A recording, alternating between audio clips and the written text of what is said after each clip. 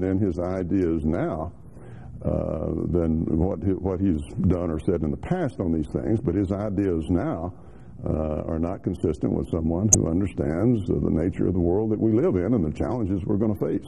Let me ask you about the other person who's leading you in the polls. Do you think Mitt Romney is prepared to be president and has a consistent record as a conservative? Well, that's two different questions.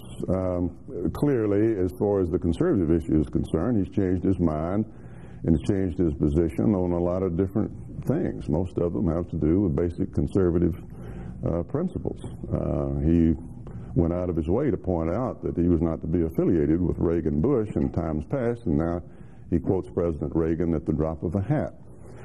So he's changed his basic philosophy with regard to a lot of things like taxes and the original immigration proposal.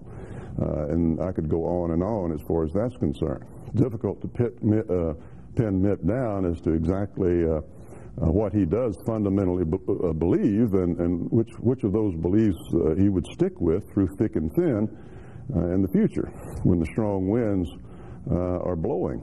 Now, as far as it's not for me to judge a person's fitness. It's just objectively clear that Mitt does not have any foreign relation experience and doesn't have any experience with dealing with matters of national security. He's got vast experience in the business community and been very successful, and I'm sure he's been a good manager. So all of us have things to bring to the table, and I point out my background. I've had an opportunity to help cut taxes and pass welfare reform and balance the budget, fight for conservative judges. I had a 100% pro-life voting record. I was on the Intelligence Committee. I chaired an important committee dealing with some of these problems. I was the Republican floor manager for the Homeland Security Bill, which I like to think has had something to do with the fact we haven't been attacked again since September 11. That's my background. After I left the Senate, Condoleezza Rice asked me to chair an advisory board to her, to advise her on international security matters. I do understand the nature of the world we live in and the challenges we face. But, Senator, and you do point out that you have a considerable edge in foreign policy experience over Romney and Huckabee and Giuliani, but if voters are really looking for that, doesn't John McCain have an edge over you? He's been at the center of every national security debate in this country for more than a decade. No, I can't argue with that. John has vast experience. He served on the Armed Services Committee for longer than I've served in the Senate. No question about that. I was able to serve in some areas that John did not serve in, but his overall service has been longer, and he's been involved for a long time. I think that we have to have someone of experience in that area and someone with sound conservative principles and someone who has been there consistently for a long period of time. John and I have some honest disagreements with regard to some domestic issues. We've looked at things a little differently over the years on some important things. So that has to be figured into the mix also. But if you're strictly talking about national security, you certainly cannot avoid the fact that John McCain has vast experience.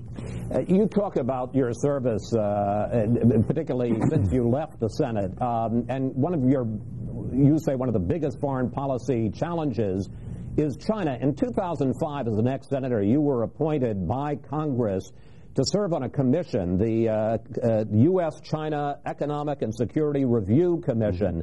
But during your two-year term, you attended only 6 of the 19 meetings of this panel, which monitors our economic and national security relationship with China.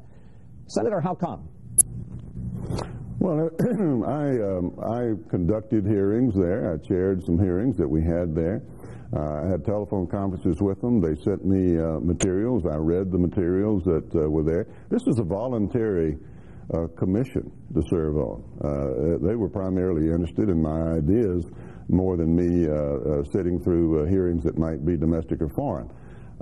My emphasis, my concern was the Chinese military buildup.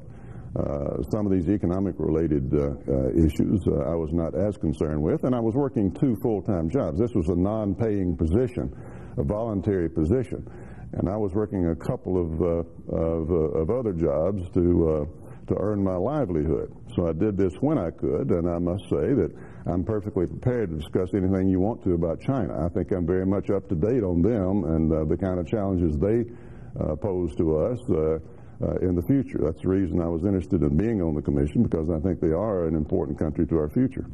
Senator, a couple of minutes left. As the Iowa caucuses draw close, any second thoughts that perhaps you should have gotten into this race earlier? Any regrets? Not really, Chris. I've always had this notion that I could get in about the same time people traditionally do, and that I could do it without spending the millions of dollars that other people have spent, and that if I and my views were in sync with the American people, that it would work out, and that we could have a wonderful opportunity to do some things together.